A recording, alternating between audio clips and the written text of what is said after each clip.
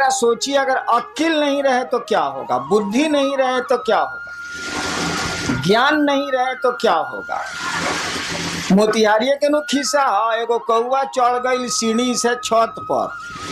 बपुआ कहला से बेटा से तेरे सीढ़ियां हटा दे रे, सार उतरिहन कैसे। एक सीढ़ी लगी थी आंगन में, कौआ सीढ़ी पर चढ़ चढ़ के छत पर चला गया।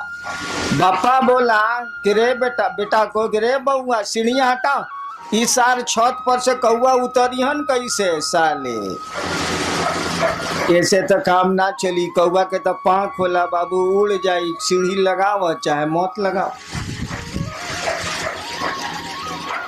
हम लोगों ने कहा कि शिव से आप दान तो लेते हैं, शिव से आप बहुत कुछ मांगते हैं, कुछ न कुछ मिलता ही मिलता।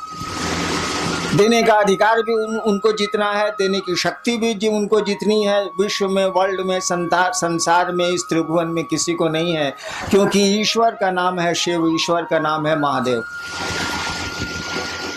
हम लोगों ने कहा कि दान तो तुम मांगते हो, ज्ञान का नहीं मांगते हो बउआ। दान तो हम लोग मांगते हैं, ज्ञान काहे नहीं मांगते। ज्ञानमा भी मांग लीजिए तो उस दान का बढ़िया से बढ़िया उपयोग कर सकिएगा। रावण मांगा था दान, क्या मांगा था? त्रैलोक्य की शक्ति। नियम है, शक्ति में छिपा हुआ सम्मान होता, इज्जत होती है। आपके पास पैसे की शक्ति बहुत ज्यादा है तो जगत में आपको सम्मान मिलेगा, सुविधा मिलेगी। आपके पास राजनीति की शक्ति बहुत ज्यादा है तो आपको सम्मान, सुख मिलेगा। सामान्य नियम यही है। आपके पास सुंदरता की शक्ति बहुत ज्यादा है तो भी मिलेगा। बहुत सी महिलाएं विश्व में हुई हैं जिसके चलते तख्त डोला है, राजा डोले हैं, शासन डोला है। देखिए, सुंदरता की शक्ति है, हालांकि उसकी नहीं है, उसको किसी ने दी है। कोई आदमी सुंदर पैदा हो गया, कोई आदमी कुरूप पैदा हो गया, इसमें उसका कोई दोष नहीं है, किसी ने दे दिया। तो कुरूपता दे दी हो या सुंदरता दे दी हो, उसमें उस आदमी की कोई खूबी नहीं है, कोई उसकी योग्यता नहीं है। तो रावण भी मांगने गया था पावर, जानता था कि पावर में इज्जत है, सम्मान है। शक्ति मांगी थी उसने, त्रिलोकी की शक्ति, यानी तीनों जो कहानी है सच है क्या झूठ हमको नहीं मालूम। तीनों जो लोक हैं उसकी शक्ति मांगी थी, यानी देवताओं से भी अपने को ऊपर कर लिया था उसने। देवता भी लोक में ही आते हैं, ऐसा नहीं है कि देवताओं की डिग्री महादेव के बराबर है। वो लोग, उन लोगों का भी लोक होता, वो लोग हमारे आपके नियमों से ही चलते हैं। त्रैलोक की शक्ति तो मांग ली, लेकिन शक्ति को संचालित करने का ज्ञान नहीं मांगा। आपने बंदूक तो सरकार से मांग ली, लेकिन बंदूक चलती कैसे है ये आपने सीखा ही नहीं सरकार से। सीख तो लीजिए भाई साहब, नहीं तो बहुत खतरनाक होगी वो बंदूक, क्योंकि उसमें शक्ति है। शक्ति में अगर ज्ञान नहीं होगा ना तो बहुत गड़बड़ हो जाएगा। हम में आप में भी शक्ति है, हम लोग बोल रहे हैं शक्ति है हम लोग के पास। मामूली काम हम लोग नहीं करते हैं, दुनिया की बहुत आधी से ज्यादा चीजें तो हम लोगों ने बना ली हैं। क्या नहीं बनाया हम लोगों ने? ठीक है, हम लोगों को किसी दूसरे ने बनाया, लेकिन हम लोगों ने भी बहुत कुछ बना लिया, कम नहीं बनाया है और बना रहे हैं। हम लोगों के साथ दिक्कत है कि हम लोगों को दूसरा कोई बनाता है और दूसरा कोई ले जाता है। दूसरे की इच्छा से आते हैं और दूसरे की इच्छा से चले जाते हैं, बीच में समझते हैं कि अपनी इच्छा से हैं। इसी को कहते हैं अज्ञान, इसी को कहते हैं बुद्धि नहीं होना।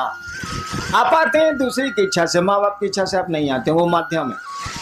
कि बहुत माँ बाप हैं जो निसंतान है, और मेरे यहाँ अक्सर लोग आते हैं कि हमको बेटा नहीं है या 5 को बेटी है, 1 बेटा चाहिए।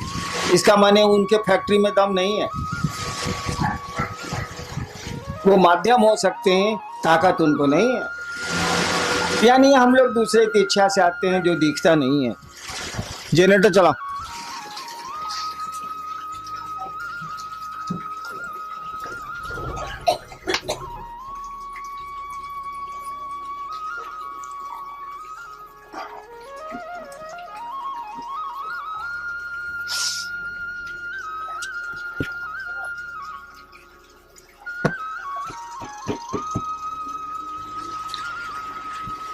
हम लोग दूसरे की इच्छा से आते हैं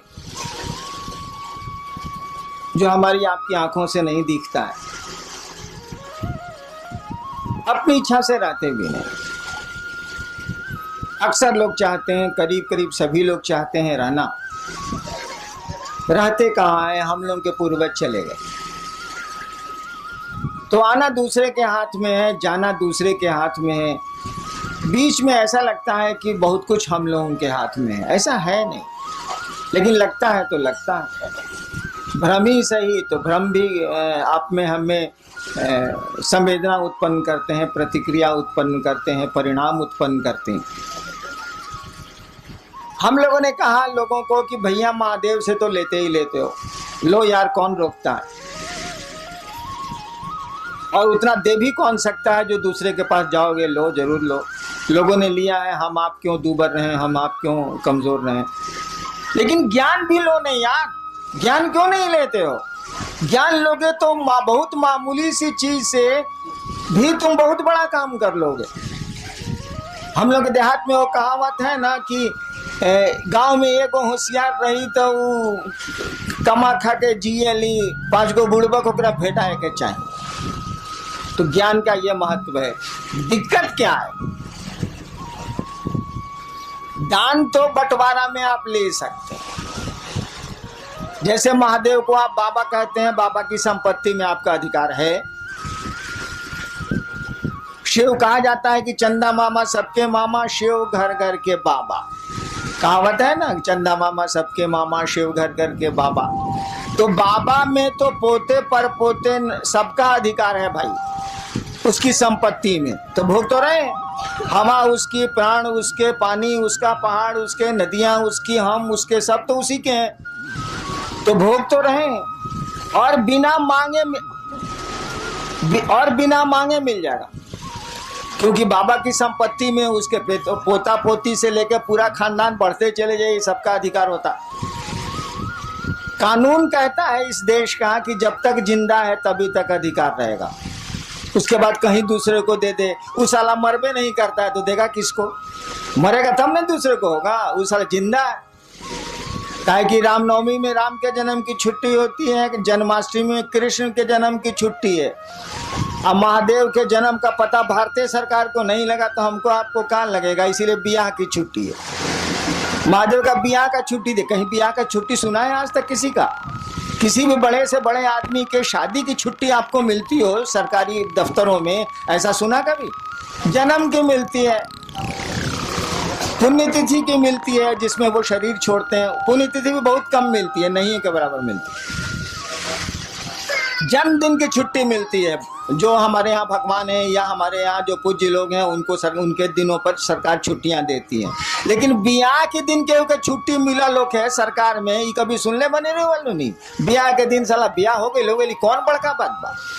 लेकिन महादेव के छुट्टी मिलेला महाशिवरात्रि, वो बियाह के दिन मिलेला। काहे कि साले सरकार कमबख्त सरकार को ही नहीं पता, हमको आपको क्या इतनी बड़ी हस्ती को नहीं पता है कि पैदा कब हुआ था। आज जब पैदा ही नहीं हुआ था, ये मालूम नहीं है तो मरेगा ही नहीं साला। इसीलिए बाबा आपका जिंदा है, आपको हमको हक है, लेकिन केवाला नहीं मिलने वाला। केवाला तो उसी के नाम से है।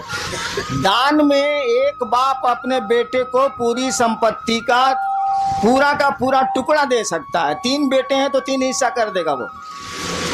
कहल जाला कि बंटवारा में चाउर अगर धुआ गई बात तो कर पानियों बटी, हाँ बटी, चावल का धुआं भी बढ़ता है। ये हम आसमान से सीखा, धरती पर हम नहीं जानते थे इसको। चावल का धुआं भी बढ़ता है, लेकिन भाई साहब ज्ञान नहीं बढ़ता है।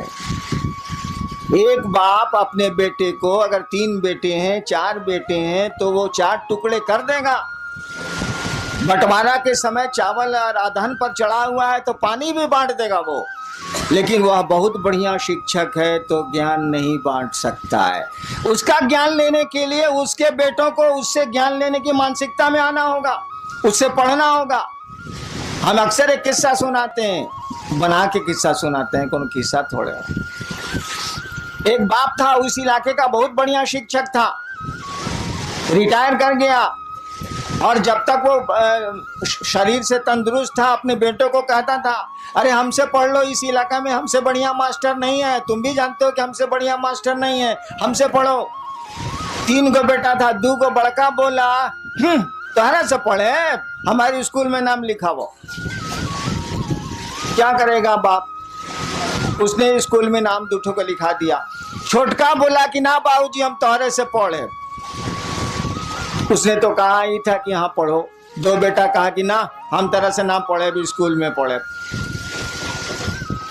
समय बीता, वो रिटायर कर गया, बूढ़ा हो गया। एक दिन सबसे छोटका बेटा हो गया था कलेक्टर, पढ़ा टीचर बढ़िया था, बना दिया उसको, IAS हो गया, वो कलेक्टर हो गया। एक दिन छोटका बेटा आया बाप से मिलने के लिए, तो पीला बत्ती का गाड़ी या अंगरक्षक बॉडीगार्ड सब था उसके साथ। और दोनों भईवा जो था उससे बड़ा जो नहीं पढ़ा था अपने बाप से, वो दोनों बथान में भैंस को सानी लगा रहा था। सुना कि छोटका भैया आया है, भईवा आया है, तो दोनों आया मिलने के लिए। बगीचा में था, बथान में था, आया मिलने के लिए। तीनों बैठा हुआ था, बूढ़ा जो मास्टर था वो भी बैठा हुआ था, जो तीनों का बाप था। दोनों ने कहा, दोनों बड़े भाई ने बाप से कहा कि बाबूजी तारा ऐसा तब बेईमान हमनी का देखबे ना कहीं नहीं। बाप ने कहा क्या बेईमानी की, बोलो। कहा कि एकरा के तू कलेक्टर बना देला, हमनी के भैंस चरवा बना देला, ऐसे बड़ बेईमानी हुई।